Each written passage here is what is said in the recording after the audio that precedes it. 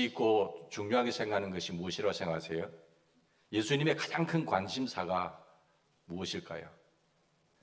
우리가 깊이 묵상해 보면 그것은 이 거짓되고 음란하고 허무한 세상, 이 세상을 어떻게 빨리 치유할까? 그리고 하나님의 나라를 세워서 모든 백성들을 다 구원할까? 그것이라고 생각합니다. 죄악과 비참함과 허물로부터 세상을 구원하는 것이 주님의 최고의 관심사죠. 하나님의 나라를 완성하는 것, 다시는 죄가 우리를 괴롭히지 못하게 하도록 하는 것입니다. 하나님의 처음에 나라가 세웠을 때에 거기는 죄도 없고 어둠도 없고 아픔도 없고 고통도 없는 곳이었는데 사탄을 통해서 죄가 들어오게 되지요. 그리고 그 죄가 사기의 나무로 말미암아 모든 하나님의 나라가 깨어지고 우리에게 주었던 그 낙원이 신낙원이 되어버렸습니다. 주님이 다시 오시면 그 나라를 다시 회복하심이요, 그 나라를 백성으로 삼는 것입니다. 마귀의 예수님께서 오신 것은 마귀의 일을 멸하기 위해서 오셨다고 말을 하셨어요. 마귀 아래 있으면 죄악이 판을 치게 되고 성령 아래 있으면 주님의 구원받은 백성들은 거기서 하나님 나라의 은총을 누리게 되는 것입니다.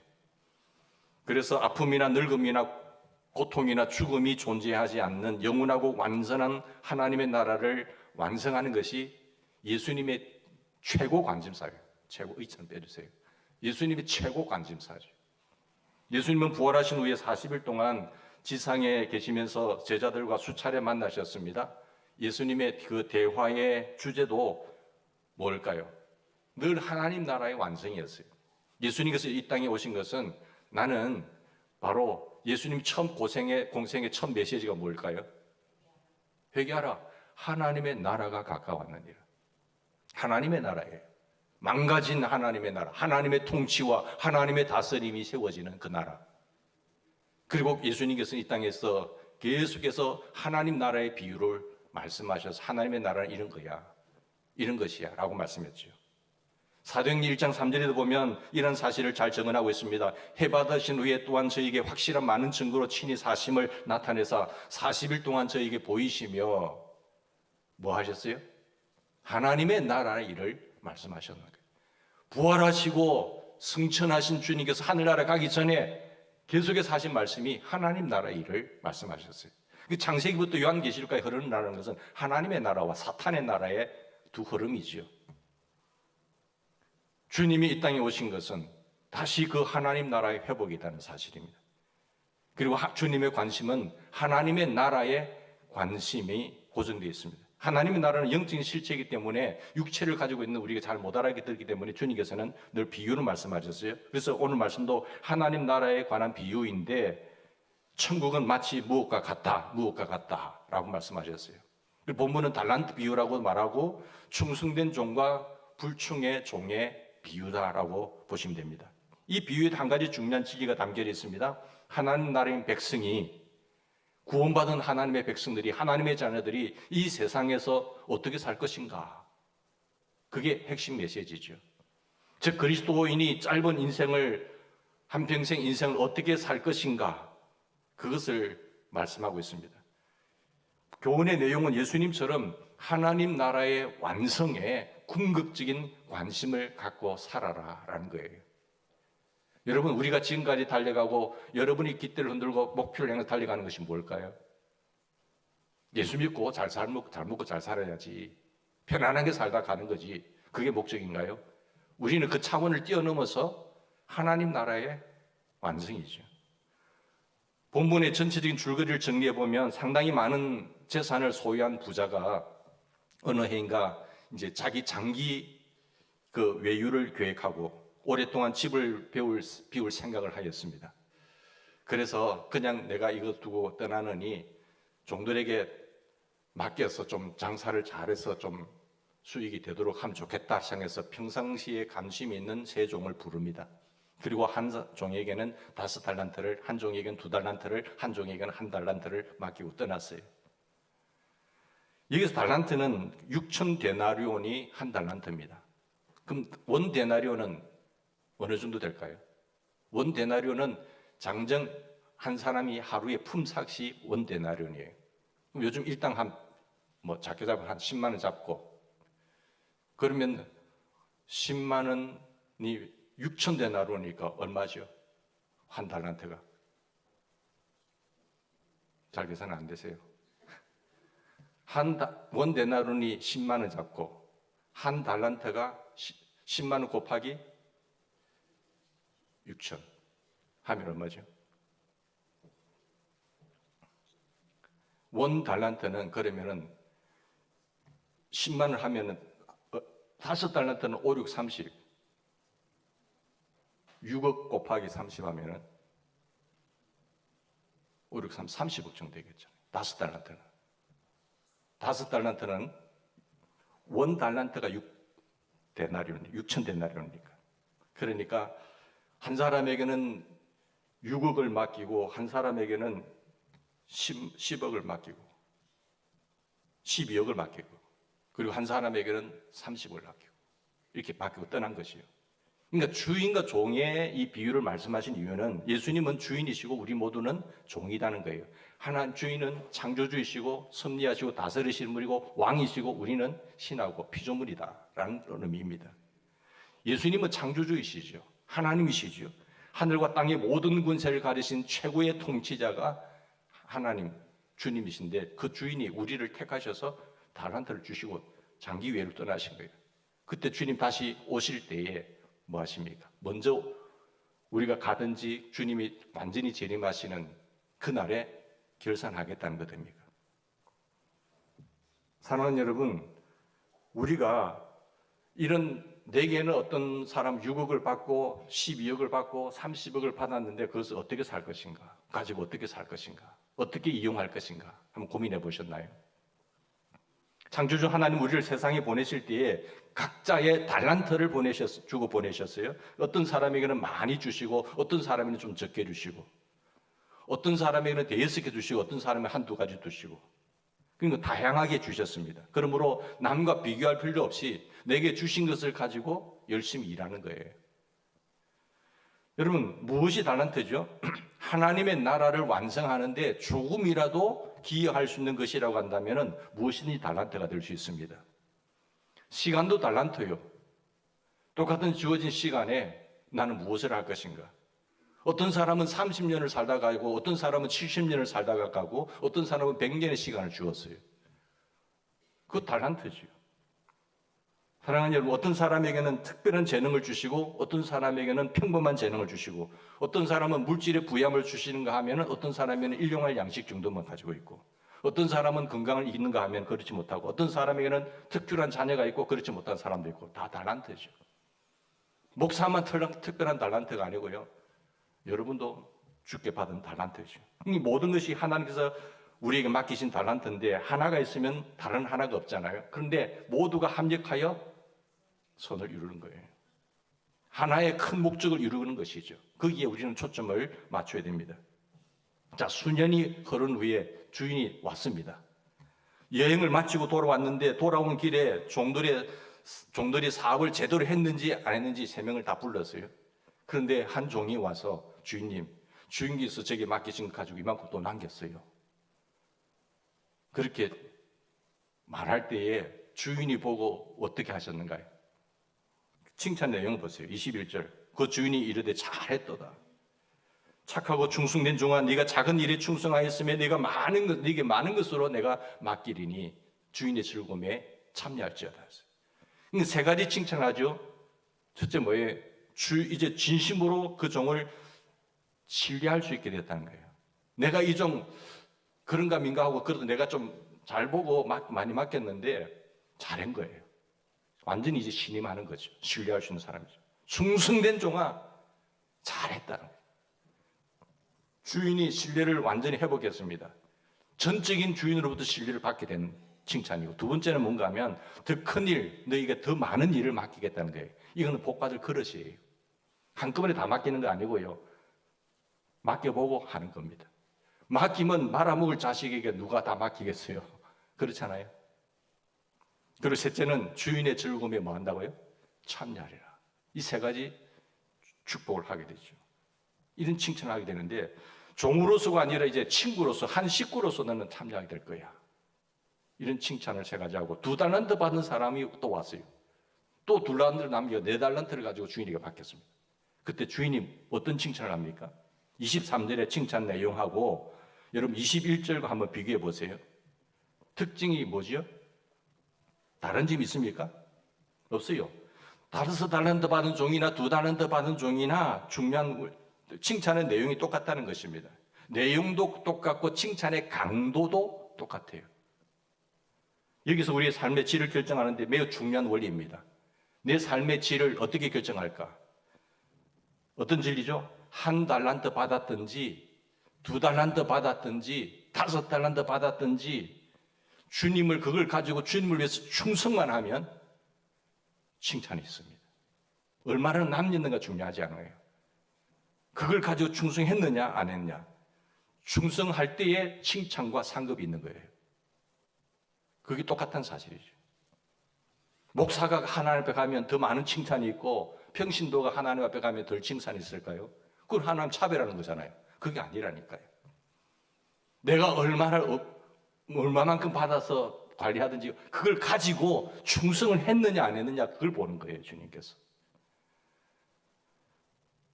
중요한 것은 달란트의 양이나 이윤의 양이 아닙니다. 자신의 달란트를 가지고 얼마나 충성했느냐는 거죠. 이 사실을 알고 가슴에 새기기만 하면요, 삶의 자세가 달라져요.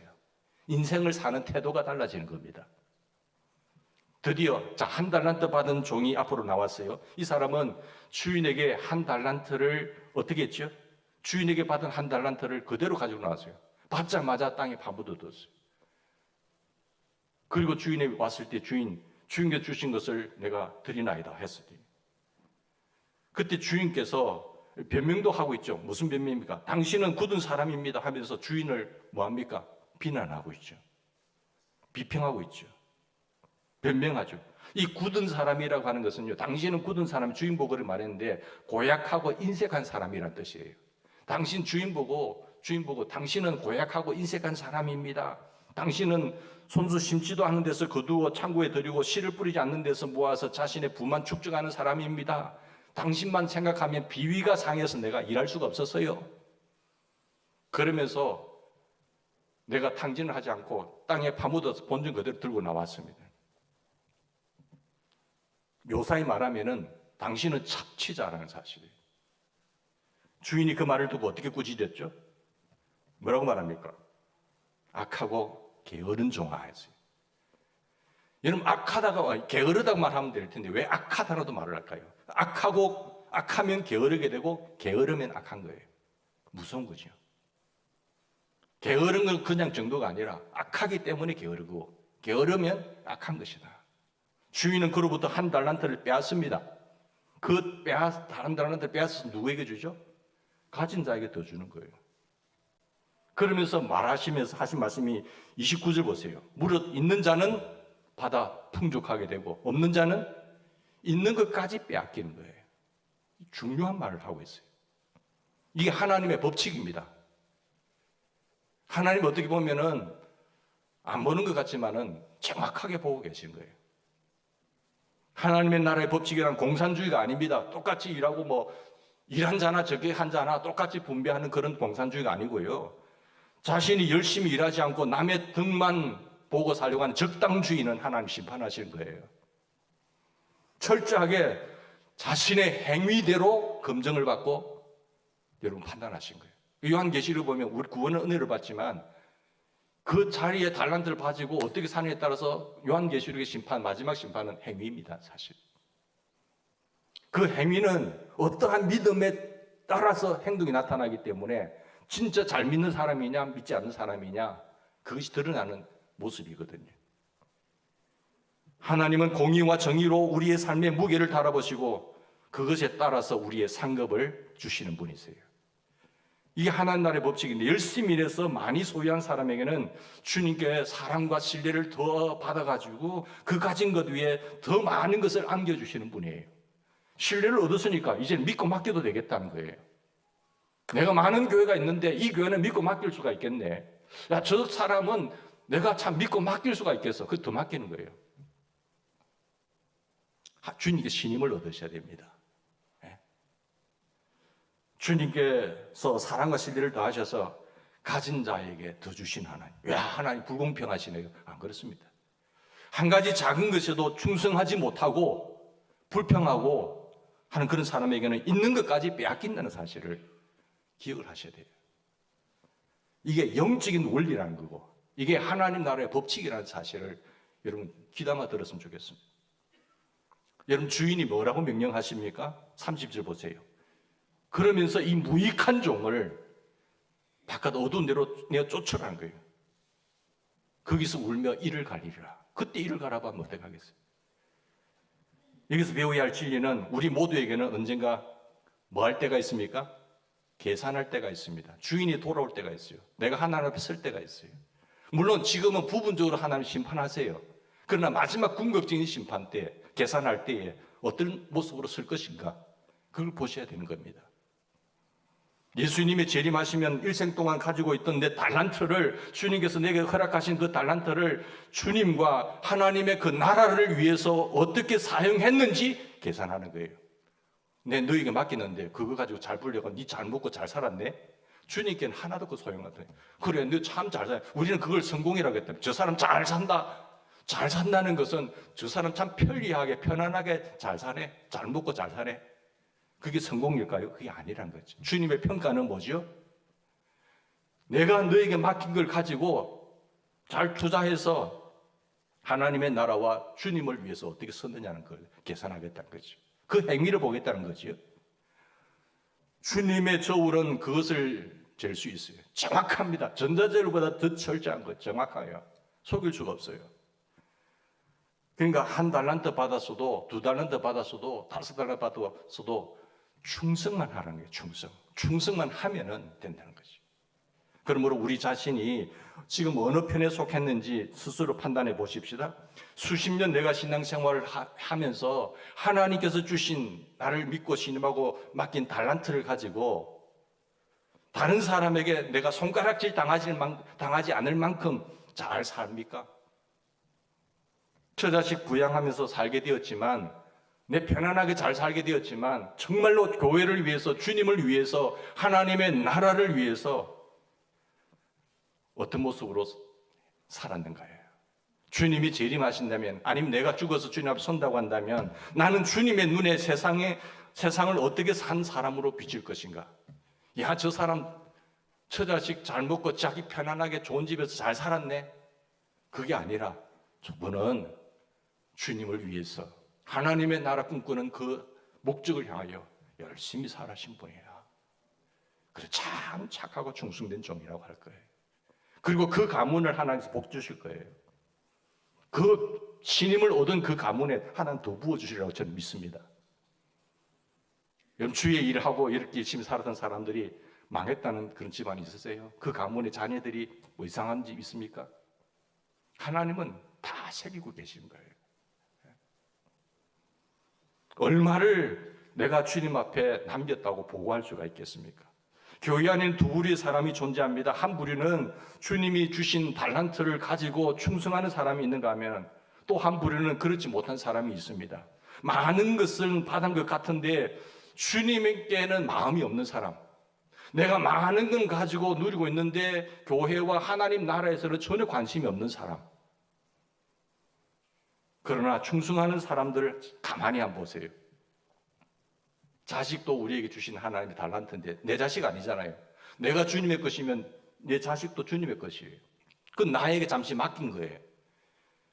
그 충성한 사람은 자식을 주를 위해서 잘 키웁니다. 정말 하나님의 마음에 합한 사람 되도록. 세상적으로 출세하고 뭐 좋은 학교도 가고 이걸 바라보는 것이 아니라 정말 주님의 사람, 하나님의 마음에 합한 사람으로 키워나가는 거예요. 기도하고 성경 말씀 가르치고 야 너는 그래서는 안 된다. 왜? 주님의 달란트니까. 하나님께서 나에게 맡긴 자식이니까. 내 것이 아니라니까요. 내 마음대로 키우는 것이 아니라 하나님의 마음에 합하게 키워야 되는 거예요. 자녀들에게 세상적으로 출세하라고 교훈하기보다도 하나님의 마음에 드는 사람이 돼야 돼, 얘들아. 어디를 가든지 하나님의 마음에 들어야 돼. 그렇게 가르쳐야 돼요. 그들이 그렇게 세상 방식과 다르게 자녀들을 양육하는 이유가 뭐예요? 하나님이 자식을 나에게 달란트로 주셨다는 것을 알고 있기 때문에 충성하는 겁니다. 그렇지 않으면요, 그런 생각이 없는 사람은 자기 마음대로 키워버리죠. 다른 사람에게 비해서 물질에 여유 있게 받은 사람이 있잖아요. 하나님께 충성하지 못한 사람은요, 그걸 하나님께 내가 받았다고 생각 안 하는 사람들은 자기 편리대로 써버려요. 자기 편리대로 세상을 위해 써버립니다. 고작 선다 해봐야 자기 가정을 위해 씁니다. 교회를 위해서 헌신한다든지 주님의 나라를 위해서 세운다든지 쓰지 않아요. 그건 불충성이거든요. 여러분, 물질이 주님께서 주신 달란트라는 것을 알고 내가 어떻게 하면 주님의 최고의 관심사인 하나님의 나라를 완성하는 일에 이 물질을 사용할까, 거기 고민하는 거죠. 이 물질이 하나님의 달란트라는 것을 의식하고 믿을 때에 어떻게 하나님 나라를 위해서 고민하지 않을 수가 있을까요? 교회 가면 어떻게 하든지 말든지, 성전이야 지어지든지 말든지 자기가 관심 없어요. 내만 잘 먹고 잘 살면 돼. 내만 복만 받으면 되지. 그거지요. 사랑하는 여러분, 내가 누구라고 하는 사실을 발견한 뒤에 짧은 인생을 어떻게 살아야 가장 보람되고 아름다운 삶인가를 깊이 생각하는 사람은 삶의 패턴이 달라지는 거예요. 전에는 내가 주인이었고 내 축 중심으로 인생이 돌아갔지만은 주님이 나의 주인이고 왕 되신 것을 인식할 때 하나님 중심으로 인생을 패턴을 바꾸는 거예요. 그게 인생이잖아요. 똑같은 60년이라는 인생을 살아가는데 하나님 중심이냐 아니면 자기 중심이냐, 삶의 패턴이 다르잖아요. 세상 사람들의 삶의 패턴을 한번 보시라니까요. 그리고 하나님을 사랑하고 하나님의 정말 구원받은 하나님의 백성들의 삶의 패턴을 보시라는 게 다르다는 거예요.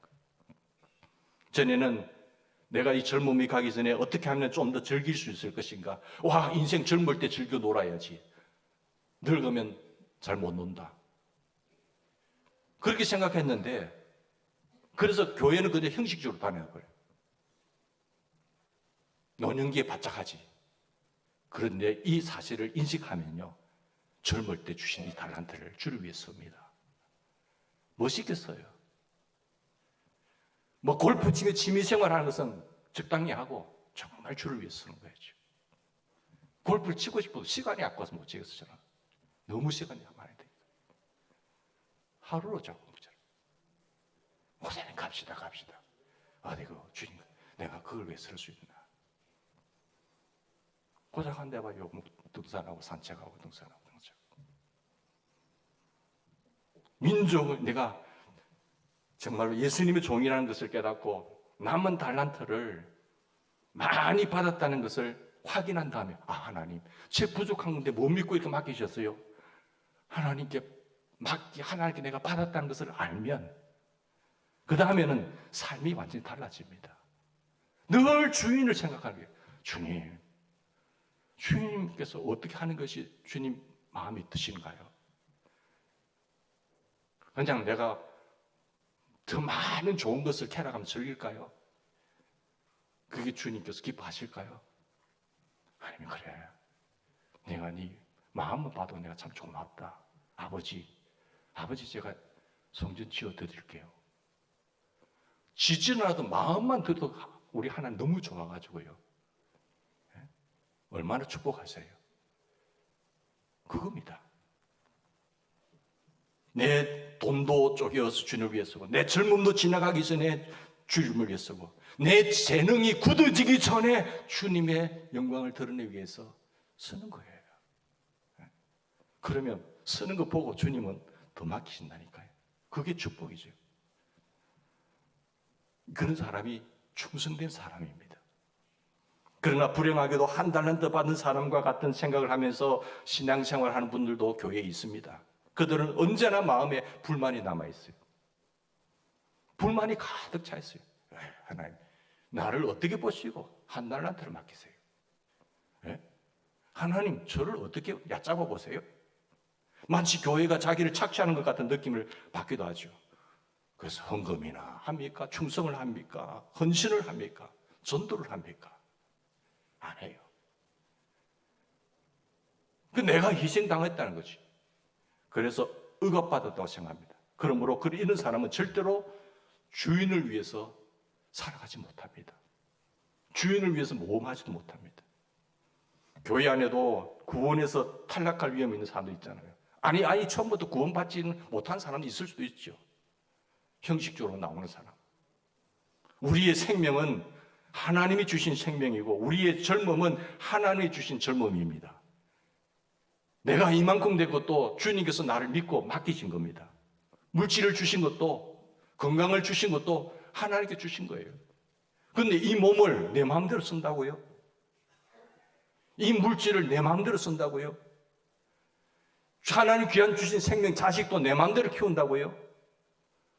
이런 교만한 사람이 어디 있어요? 불충한 사람이죠. 하나님이 주신 자녀, 하나님이 주신 가정, 하나님이 주신 재능, 하나님이 주신 재물, 하나님이 주신 이 출세의 성공, 위치. 내가 장관이 되면 주님 주신 것을 깨닫고, 내가 구청장이 되면 하나님 주신 지위를 깨닫고 그 자리에서 영향력 있게 하나님 나라를 위해서 펼쳐나갈 수 있어야 되지요.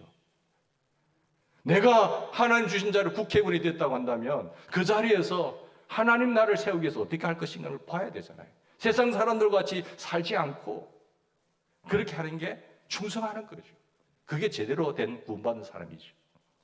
이 모든 것을 하나님께서 주셨는데 정작 주님의 최고의 관심사인 하나님의 나라를 위해서는 쥐꼬리만큼 쓰고 나머지는 전부 자기 자신을 위해서 쓴다는 거 한다면은 주님 앞에 서면요, 야, 너 정말 악하고 게으른 종이다. 저는 책망할 거라고 생각해요. 그 사람이 만약에 천국 갔다고 생각해 보세요. 이 땅에서 우리가 잘못 살면 참 부끄럽잖아요. 고개 얻을 수 없고.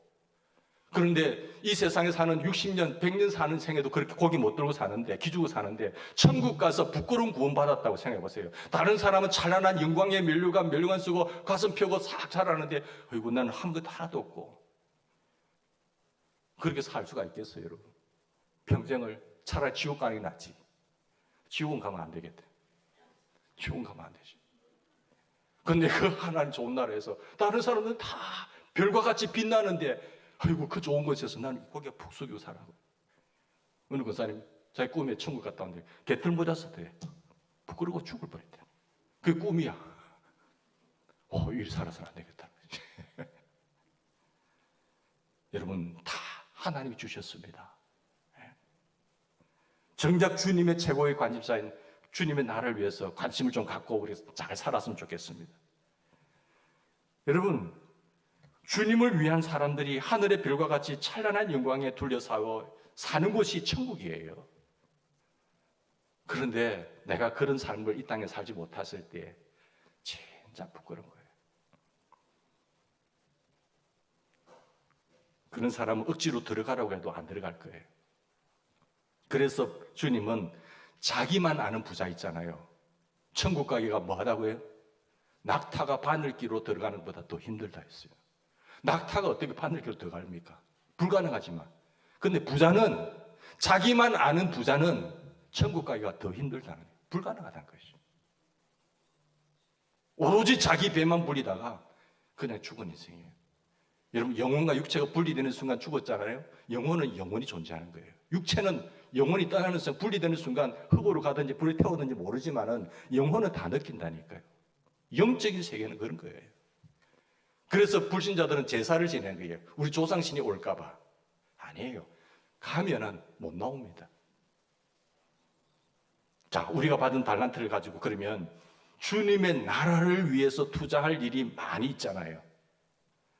그 가운데 특별히 부가가치가 높은 사업이 뭐라고 생각하세요? 여러분, 주식을 할 때도 여러분 아무 때나 요즘 막 주식 핫하대. 6,000포인트. 지금 전쟁 때문에 떨어졌지만. 그런데 그런 일을 할 때 어디에 부가가치가 있다고 하는, 좋은 기업을 선택해야 돈을 벌잖아요. 그런데 나는 돈이 일하게 하는 것, 삼성이 잘하면 삼성, SK는 뭐 이렇게 하면 내가 자는 사이에도 그 돈이 그 기업은 일을 해요. 그런데 내가 잘못 판단해가지고 욕심을 해가지고 잘못된 데 투자를 하면은 망하는 거예요. 인생을 살아갈 때 있어서 정말 부가가치가 어디에 높은 사업인가를 볼 수 있는 안목이 있기를 바랍니다. 그러면은 큰 유익을 가져다 줘요. 하나님께 큰 유익을 가져다 드릴 수 있는 하나님의 기쁨이 최고의 기쁨이 되는 부가가치가 높은 사업이 뭘지요? 전도요, 선교입니다. 교회의 존재 궁극적인 목적은, 우리 택하신 궁극적인 목적은 나로 인하여 구원을 끝나는 것이 아니라 계속 흘러가기를 원하는 거예요. 복음의 물줄기가 흘러가기를 원하는 거예요. 그게 우리를 구원하기 위해서 주님 오셨고, 우리를 살리기 위해서 주님 오셨고, 마지막 유언으로 남기신 말씀도 제자 삼으라는 거죠.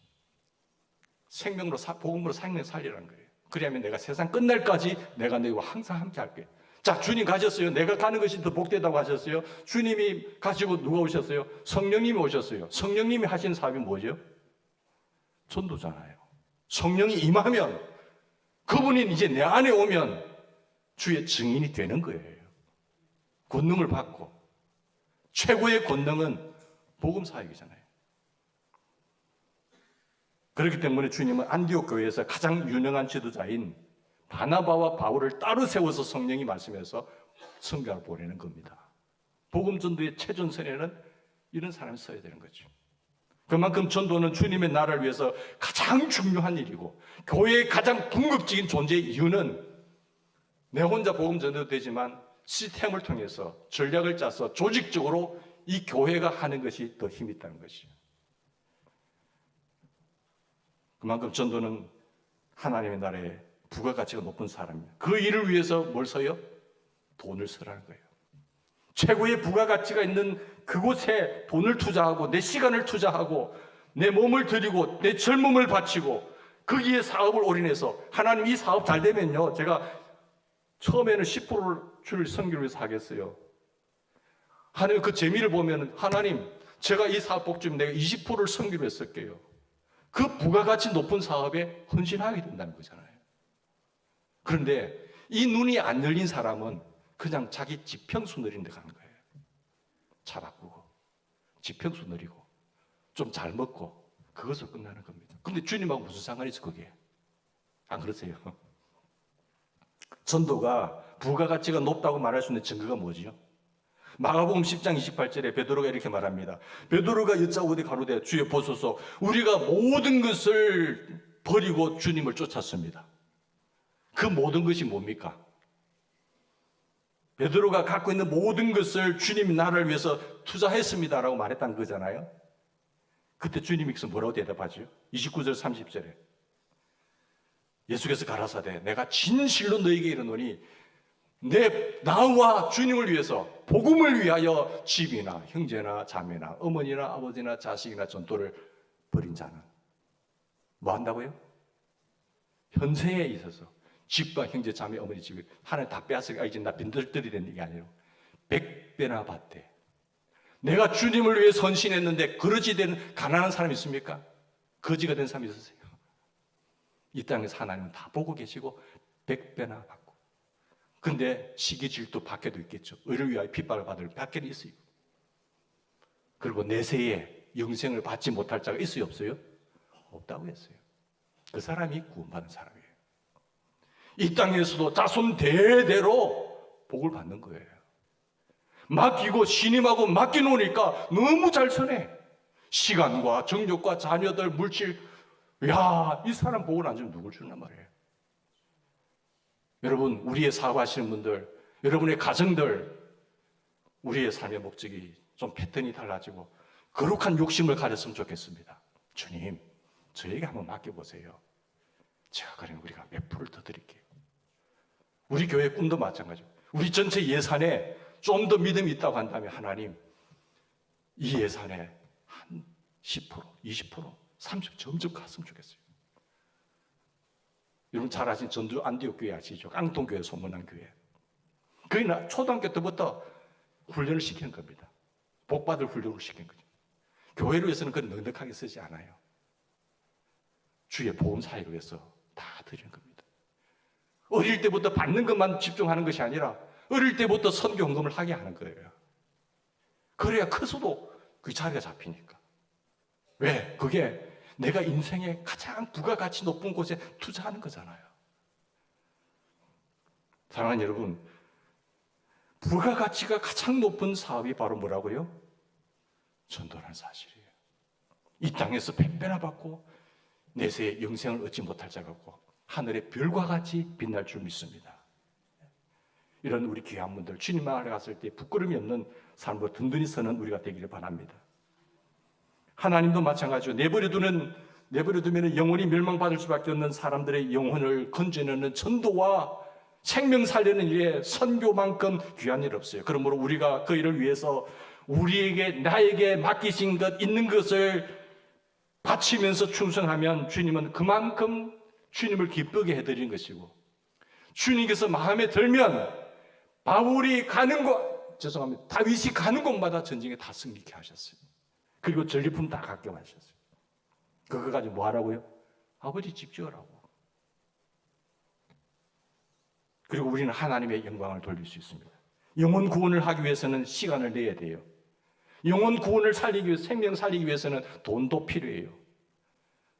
내 자존심 접어두고 접근해야 할 때도 있습니다. 그러나 그만큼 가치 있는 일은 없습니다. 때는 우리 지위를 이용하십시오. 내가 가진 삶의 자리에 부장이라고 한다면 그 위치에서 밑에 사원들을 설득하세요. 회사만 가면 예수 크리스찬인지 안 크리스찬인지 모르는 정도가 아니라 환경을 이용합시다. 내 젊음과 내 아름다움을 이용합시다. 모든 것을 동원해서 한 사람을 위해서 투자하면 그것이 바로 하나님 나라를 위한 일이에요. 주님의 최고의 관심사인 하나님 나라에 관한 일이고, 하나님 나라의 완성을 앞당기는 가장 보람이 있고 가치 있는 일이 될 줄 믿습니다. 우리 남은 생을 지금까지 열심히 잘하셨지만 내 남은 생에 주님 얼마나 남을지 모르겠지만 주님 앞에 설 때에, 계산할 때에 부끄럽지 않게 설 수 있도록 도와주세요. 여러분도 그렇게 다짐하시고 여러분의 자녀들에게도 분명히 가르치십시오. 그러면 하나님께서 이 땅에서 100배나 복받게 하실 줄 믿습니다. 같이 기도하십시다.